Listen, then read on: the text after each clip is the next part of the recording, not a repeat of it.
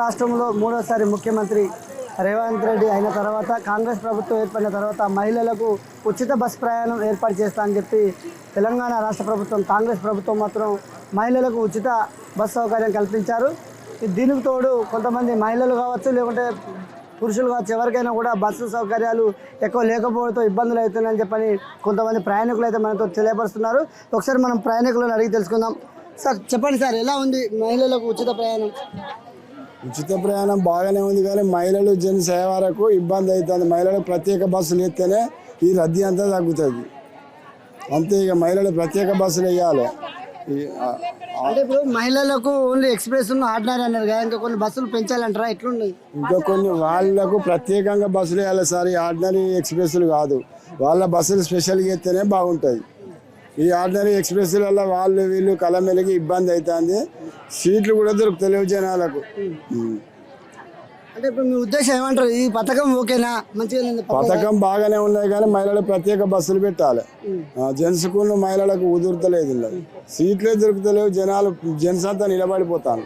ఇంకా ఎట్లుంటది, ఎట్లైనా పోతడమే జరుగుతుంది. మీకు రేవంత్ రెడ్డి ఫ్రీగా ఉచిత బస్ ప్రయాణం పెట్టిండు. ఎలా అనిపిస్తుంది మీకు? పర్లేదు. ఇప్పుడు ఆడవాళ్ళు లేకపోతే మొగలు చీర కొట్టుకుంటారు, మొగలు లేకపోతే ఆడవాళ్ళు చీర కొట్టుకుంటారు.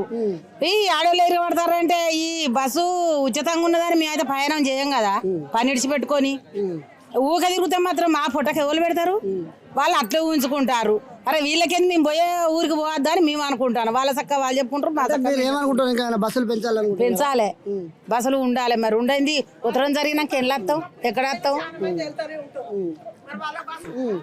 ఫ్రీ బస్సులు అని అందరు తయారైతాను, పోని వాటికి సుతా పోతాను. ఇంకా బస్సులు వేయాలి. ఇప్పుడు మీకు ఏం కావాలి? మీ డిమాండ్ ఏంటిది? మా డిమాండ్ ఏమున్నది? మేము వచ్చినాడు వస్తాం, పోయినాడు పోతాం. మాకు వ్యవసాయం పనులు ఎప్పటికీ ఎందుకు ఇచ్చి పెట్టుకుని వస్తాం.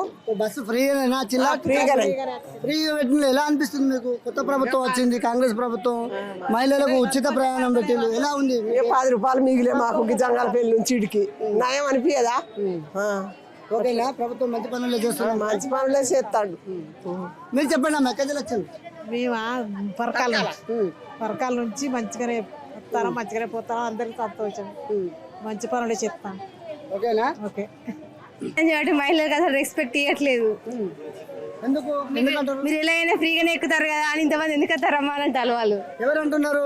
బస్సు డ్రైవర్లు అయినా ఎవరైనా, ఆటో డ్రైవర్స్ అయినా అంటారు. ఇంకా బస్సులు పెంచాలి. అసలు మాకు కూర్చుందామంటే అసలు సీట్లు కూడా లేవు. అప్పుడే ఇంకా టికెట్ కొనుక్కున్నా ఫ్రీగా మంచిగా పోయినాం కానీ ఇప్పుడు ఫ్రీగా ఎక్కుతున్నాం కదా అని మొత్తం గొర్రెల మందలా అని అయిపోతుంది బస్సులో. లేదు, ఇంకా ఎక్కువ మంది వస్తారు. బస్సు కంటే ఎక్కువ మంది ఉంటారు. అసలు సీటు ఖాళీ లేదు. అసలు చిన్నపిల్లల్ని తీసుకొని పోవాలంటే మాకు చాలా ఇబ్బంది అవుతుంది. మేము ఇక్కడ నుంచి భూపాలపల్లి పోవాలి. అందరు ఉంటారు కానీ లేడీస్ ఎక్కువ ఉంటారు. అంటే ఇప్పుడు ఈ ఉచిత ప్రయాణం ఎలా ఉంది? మంచిగా ఉందంటారా? ఏమంటారు? ఉచిత ప్రయాణం అంటే లేడీస్ బాగానే ఉంది కానీ అబ్బాయిలకు బాగాలేదు కదా. బస్సు సౌకర్యం పెంచాలి కానీ మాకు అసలు రెస్పెక్ట్ అనేది ఇవ్వట్లేదు లేడీస్కి. నేను ఆల్రెడీ హన్మకొండ నుంచి వచ్చిన, ఎట్లయినా ఫ్రీగానే ఎక్కుతారు కదా, ఎందుకంటే అలా అమ్మ అంటారు డైరెక్ట్ అంటే ఫ్రీగా రాదు. ఉచిత ప్రయాణం బాగానే ఉంది. ఓకేనా? బస్సులో సీట్స్ లేవంటున్నారు, బస్సులు పెంచాలంటున్నారు, దీనిపై ఏమంటారు? ఎవరి గురించి ఎట్లుందమ్మా మీకు బస్సు ప్రయాణం? ఫ్రీగానే ఉంది. కాలేజ్ కాదు, బట్టల షాపింగ్ వచ్చా. ఓకే, మీరు బస్కి వచ్చారు కదా, బస్సు ప్రయాణం ఎలా ఉంది? బాగానే ఉంది. రద్దీ అయితే ఏం లేదు. మేము వచ్చినప్పుడు ఫ్రీగానే ఉంది బస్సు అయితే. అంతే. ఏమంటారు? కాంగ్రెస్ ప్రభుత్వం పెట్టిన ఈ యొక్క ఉచిత ప్రయాణం మహిళలకు ఎలా ఉంది అంటారు? బాగానే ఉంది, పర్లేదు. అప్పుడంటే మనీ వల్ల కొంచెం ఇబ్బంది ఉండేది, బట్ ఇప్పుడు ఓకే. ఈరోజు బస్సు ఉచిత ప్రయాణం పెట్టింది, దానిపై ఎట్లా? మాకైతే బాగానే ఉందండి. డైలీ రావడానికి కొంచెం కంఫర్ట్గానే ఉన్నది. కాకపోతే ఇంకెక్కువ బస్సెస్ పెంచితే బాగుంటుంది జర్నీలో. ఎక్కడి నుంచి వచ్చారు మేడం? మేము హన్మకొండ నుంచి వస్తున్నామండి. అప్ అండ్ డౌన్ రోజు అప్ అండ్ డౌన్ చేస్తారు. ఇప్పుడు మీకు ఉచిత ప్రయాణం కాబట్టి మీకు కొంచెం సేఫేనండి. కాకపోతే మాకు కాకుండా డైలీ పేదవాళ్ళకి కూడా చాలా యూస్ఫుల్గా ఉంది కదా. మనీ లేని వాళ్ళకి, వచ్చే వాళ్ళు, లాంగ్ వెళ్ళే వాళ్ళకి, పేదవాళ్ళకి చాలా యూజ్ అవుతున్నది. అంటే మేడం ఇప్పుడు ఇంకోటి మార్నింగ్ టైము కొంత బస్సులు ఉద్యోగస్తులు అని చెప్పి ఆపకుండా వెళ్ళిపోతున్నారు అంటారు, నిజమేనా? ఎటు వెళ్ళిపోతున్నారు? అంటే ఉద్యోగస్తులు ఎక్కుతున్నారు కదా, లేడీస్ ఉన్నారు ఇక్కడ, వీళ్ళకి ఆపకుండా ముందు పోయి ఎక్కుదా అని చెప్పి ఆపుతున్నారు అని చెప్పి. అంటే రిక్వెస్ట్ స్టేజ్ కాడ ఎక్స్ప్రెస్లో ఆపట్లేదు, ఆర్డినరీలో ఆపుతున్నారు. మార్నింగ్ అయితే ఎక్స్ప్రెస్కే వస్తున్నాం మ్యాక్సిమం. మంచిగా ఉందండి, మాకైతే హ్యాపీ. దీంట్లో పెంచితే ఇంకా బస్సులు పెంచితే బాగుంటుంది అందరికీ. బట్ అదే సీట్ దొరకడం కష్టంగా ఉన్నది. ఇంకా ఎక్కువ సర్వీసెస్ ప్రొవైడ్ చేసి బాగుంటుంది. ఇప్పుడు కాంగ్రెస్ ప్రభుత్వం ఏర్పడిన తర్వాత మహిళలకు ఉచిత బస్సు ప్రయాణం పెట్టిండ్రు. దీని ద్వారా రాష్ట్రానికి అభివృద్ధి అంటారా లేకుంటే ఏమంటారు? అభివృద్ధి అనేది ఏమో అంటే గవర్నమెంట్కి తెలుస్తుంది సార్ అది అంతా.